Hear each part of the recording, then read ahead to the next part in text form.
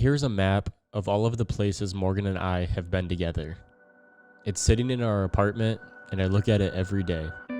But I don't look at it like it's a puzzle or some sense of accomplishment, because it's not a game of, oh, look at how many places we've been to, or I need to go to every country to add another pin. This is just another photo that Morgan and I can really understand. When I look at each one of these pins, I am reminded of where we were, the beautiful people that we've spent time with, and the situations that we got ourselves into. And no one else can truly appreciate it because I'm the only one with those memories.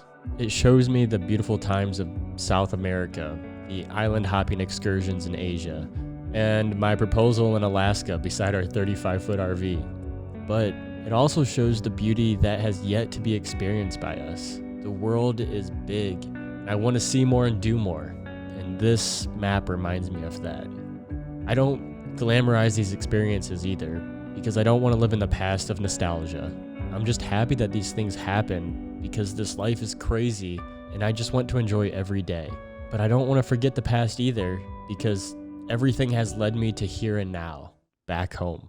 Yes, back home. No mountaintops, no coastline, just plain old Ohio, cornfields and all. Somehow after traveling the world for 2 years, I end up just 20 miles from where I grew up.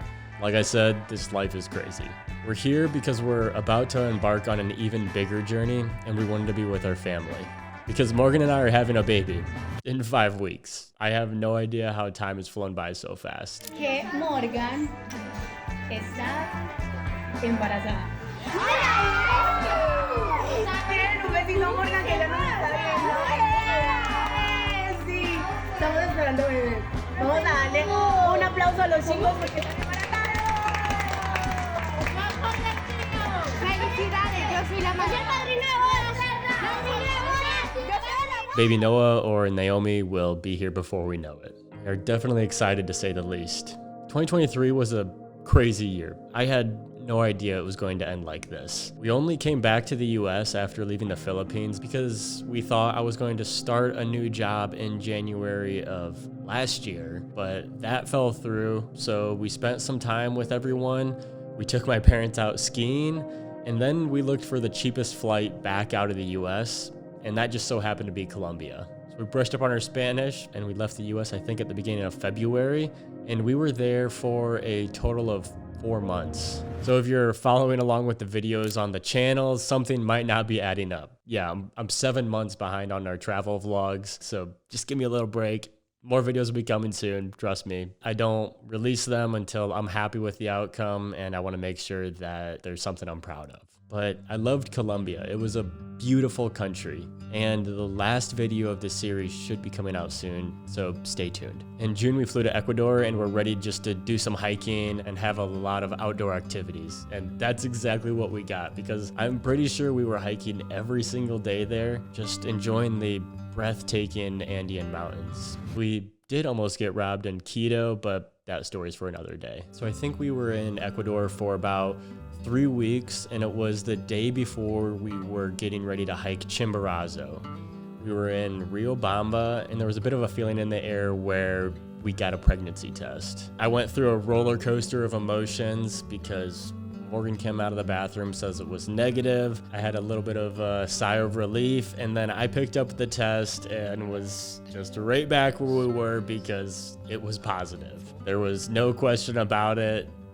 It was 100% a positive test. We took another one to confirm, and within seconds, it was positive.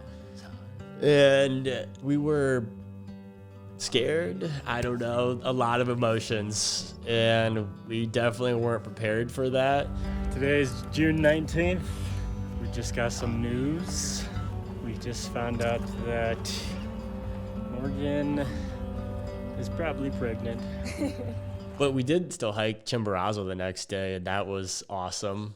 I don't know if it was the right decision, but a beautiful volcano, and me and Morgan had to figure out what was next. Our life plans changed dramatically overnight after that, and we put together an idea of how we were going to get back home, but not without exploring more of Ecuador. We had to go to the coast and see the whales. We weren't going to fly back home just yet. And shortly later in Cuenca, I finished the Philippine video series, and wow. Thank you to the support. I don't think that there's anybody in the world who loves their country as much as Filipinos do. I've never received so much love on any videos I've ever made.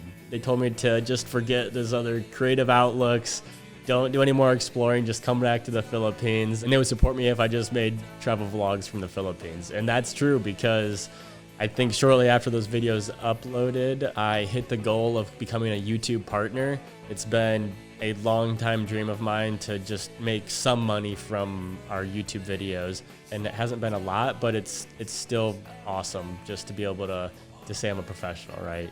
Making some money from YouTube, so that's cool. So thank you just for the love and support on those videos and everything on the channel. And we had one more stop to make before coming home. We couldn't leave South America without going back to seeing our Brazilian family at least one more time. We ended our 2-year travel journey right where it started, in the heart of Brazil. That's why we left our jobs. It was only fitting to go full circle and to go back to where it all began. I couldn't think of a more fitting conclusion for this chapter of our lives. Are you for real? Are you for real? Can I stop watching?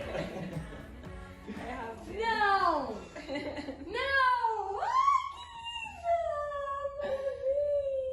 And again, these videos will be coming soon.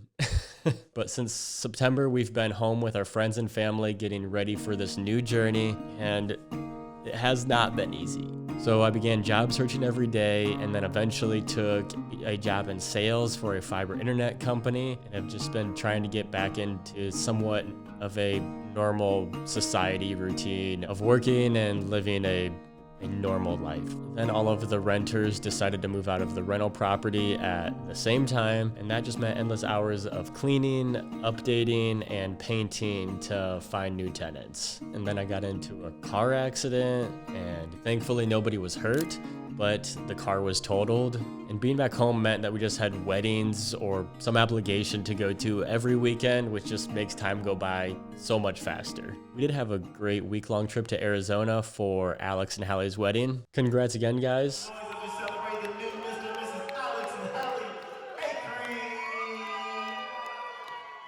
What else happened in 2023? I launched a second channel for the podcast. I just wanted to allow that to expand in different creative ways on its own. I made a documentary on Alex's life, and I just loved how that turned out. 2023 was also a year for reading. Here's the list of every book I read last year. If I had to choose one book as my favorite, I think I have to say The Alchemist.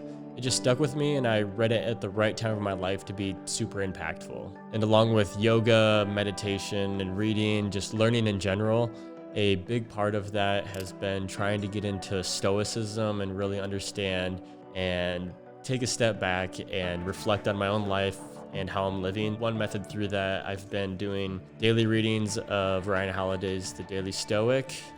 I highly recommend that. It's super easy to go through. Just read a small section every day to reflect on your life.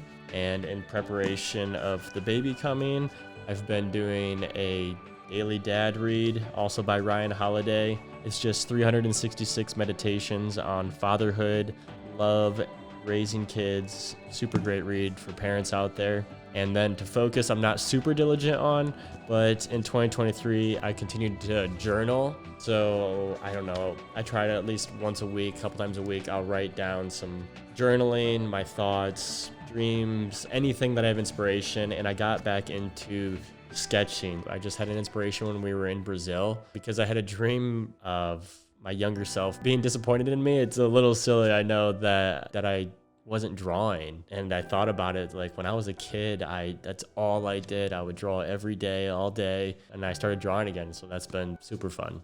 It was also a year of finding inspiration of creativity in film. I forgot how much I just love movies. It's so fascinating to see artists pull ideas together and make these massive projects just to tell a story or provide a unique perspective. So I created a Letterboxd account, and I logged and reviewed every movie that I watched in 2023. And there were 100 films. Jesus Christ.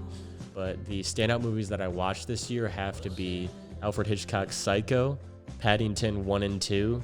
They are just too damn good. Paul King is an incredible director. Little Miss Sunshine, the Chimp Empire, and How to Change Your Mind docu-series on Netflix. Matt Johnson's Blackberry, The Secret Life of Walter Mitty, Tropody Alici, and Boyhood. All fantastic films that just stuck with me. Okay, enough of me talking. To wrap up this video, we held up another year's goal of taking at least one video every day to push our own creativity. So here's our 2023 montage. 1 second every day. Thank you for watching. 2023. More rain. 2 more miles. It was good.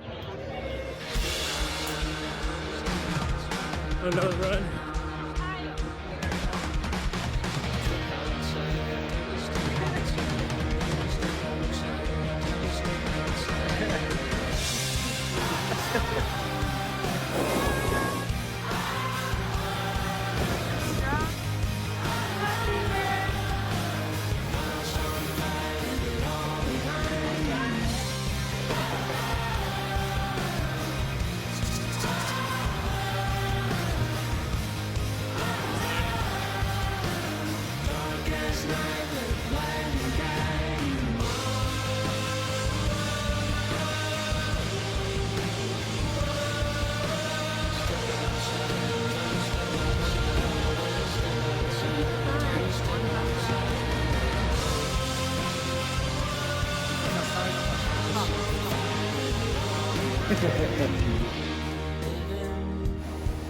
See that thing? Unless you're steep.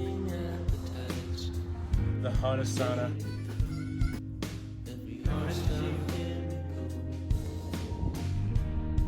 Dominoes.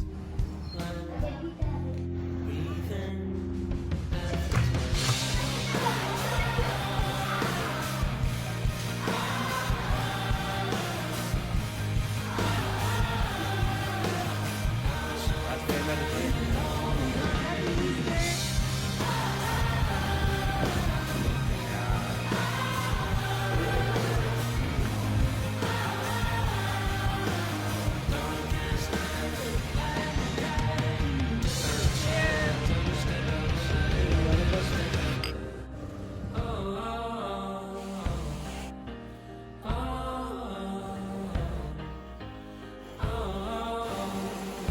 Uphill.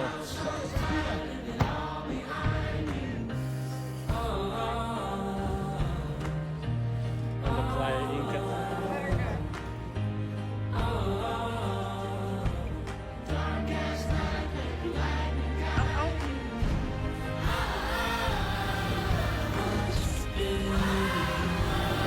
Not anymore.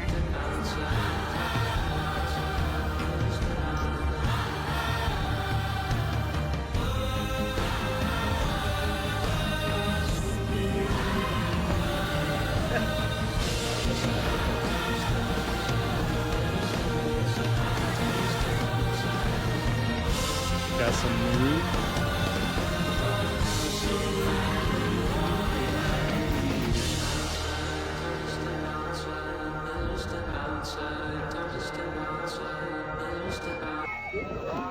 Whales. Hola. It's beautiful. Mud mask on my face. 2 days here. Next stop, Brazil.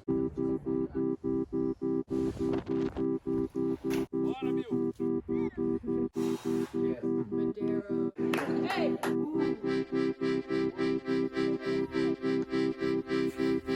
Sun shining.